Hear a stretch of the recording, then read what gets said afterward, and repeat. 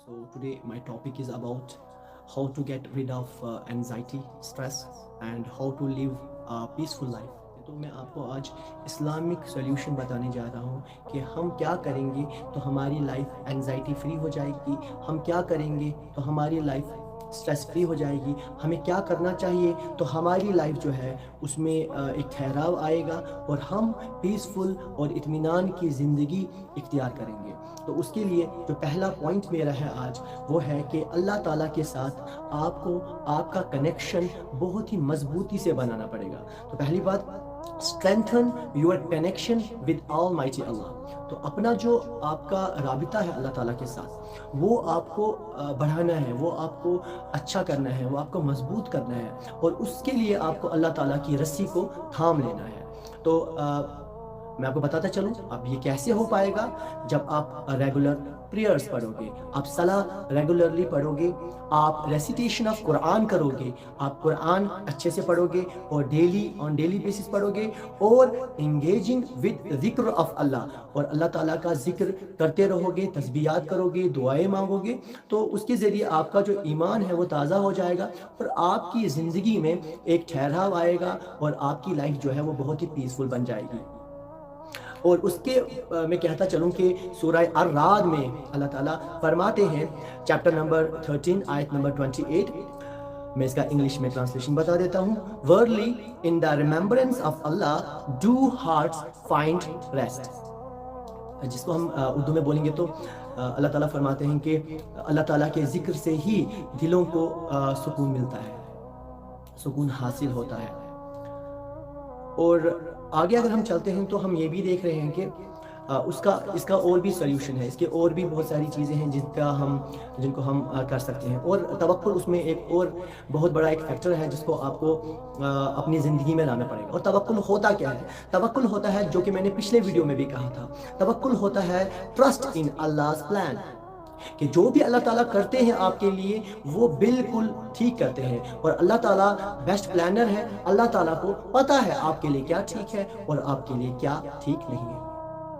اللہ تعالیٰ کو یہ بھی پتہ ہے کہ آپ کیسے اپنی مشکلات، آپ کون سی مشکلات میں وہ ملوث کریں گے، اور آپ ان مشکلات میں سے کیسے ابھر کے نکھر کے اور ایک اور سالڈ اور ایک اور نئی جان والے، ایک اور نئی انرجی والے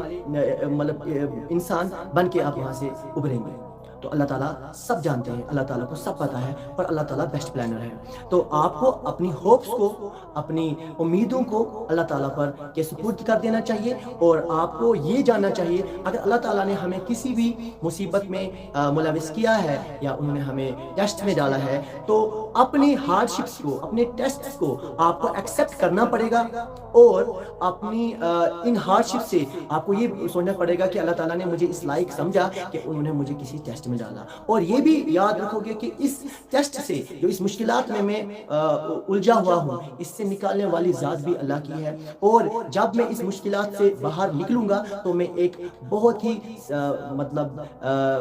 نئی انرجی والا،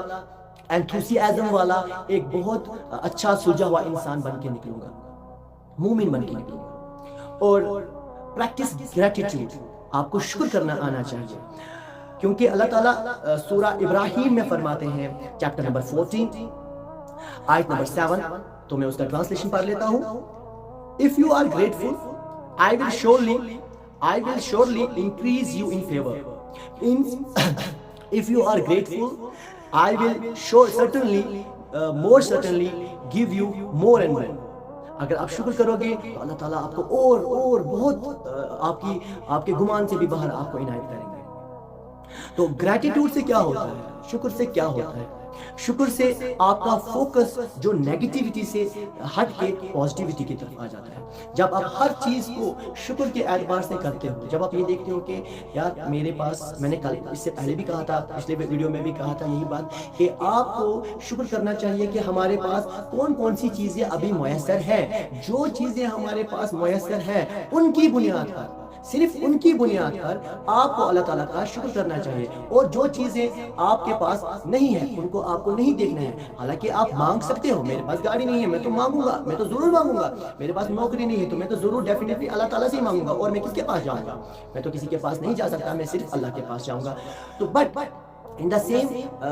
time at the same time آپ کو کیا کرنا ہے اپنے اندر جھان کے دیکھنا ہے کہ میرے پاس کون کون سی چیزیں اللہ تعالیٰ نے مجھے عنایت کی ہیں، تو ان پہ آپ کو کیا کرنا پڑے گا، ان پہ آپ کو گریٹیٹیوڈ شکر اللہ تعالیٰ کا کرنا چاہیے اور کرنا ہوگا۔ تو اس کے لیے میں نے آپ کو کہا کہ جیسے سورہ ابراہیم میں اللہ تعالیٰ فرماتے ہیں کہ اگر آپ میرے شکر گزار رہو گے تو میں آپ کو اور بہت سارا میں آپ کو عنایت کروں گا، فیور کروں گا، آپ کو مور اینڈ مور دیں گے۔ اچھا اس کے بعد آپ کو پیشنس کو، صبر کو آپ کو کیا کرنا ہے، پریکٹس کرنا ہے، آپ کو ہمیشہ صبر کا راستہ اپنانا ہے۔ آپ کو پتا ہے جو لائف کے چیلنجز ہوتے ہیں، لائف چیلنجز آر ٹیمپوریری، یہ صرف ٹیمپوریری ہے، یہ پرماننٹ نہیں ہے۔ جو اگر آپ اس پہ پیشنس کرو گے، اگر آپ اس پہ پیشنس رکھو گے تو ڈیفینیٹلی آپ کو اس کا ریوارڈ ضرور ملے گا، کیونکہ اللہ تعالیٰ فرماتے ہیں سورہ البقرہ میں چیپٹر نمبر 2 آیت number 153، Indeed Allah is with the patient، اللہ تعالیٰ صابرین کے ساتھ ہے، جو صبر کرتا ہے اسی کو اجر ملتا ہے، اور اللہ تعالیٰ صبر کرنے والوں کے ساتھ ہے، یہ تو ڈیفینیٹلی ہے۔ میں نے آپ کو سورہ بقرہ کی آیت 153 اس کا ترجمہ بھی سنا دیا۔ تو ڈیفینیٹلی اگر آپ کو اپنی لائف میں ایک پازیٹیو چینج لانا ہے، اپنے آپ کو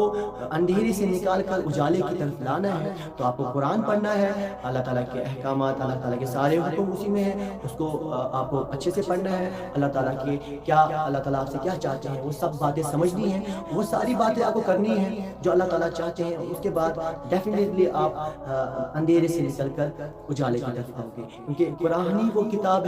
قرآن وہ کتاب ہے جو ایک انسان کو اندھیرے سے نکالتی ہے اور روشنی کی طرف لے جاتی ہے۔ تو قرآن پڑھو، ذکر کرو اللہ تعالیٰ کا، نمازیں پڑھو، ریگولر نمازیں پڑھو، اور سپلیکیشن کرتے رہو، اور سپلیکیشن کی بہت ہی اہمیت ہوتی ہے دعاؤں کی، اور دعاؤں میں بہت طاقت ہوتی ہے۔ اور یہ بھی آپ کو یاد رکھنا ہے جب بھی آپ سٹریس میں ہو تو اللہ تعالیٰ کے روبرو ہو جاؤ، شام کو، رات کو اٹھ کے آپ نمازیں پڑھو اور تہجد پڑھو، اور اس میں بھی اللہ تعالیٰ سے مانگو کہ اللہ تعالیٰ جو بھی مشکلات مجھے ابھی درپیش ہے اس سے میں نکل جاؤں۔ اور بیلنسڈ لائف جو موسٹ امپورٹنٹ میرا آج کا آخر کا جو پوائنٹ ہے، اس میں یہ کہنا چاہتا ہوں کہ ایک بیلنسڈ لائف کو اپنا مطلب لائف میں بیلنس بنانا سیکھو۔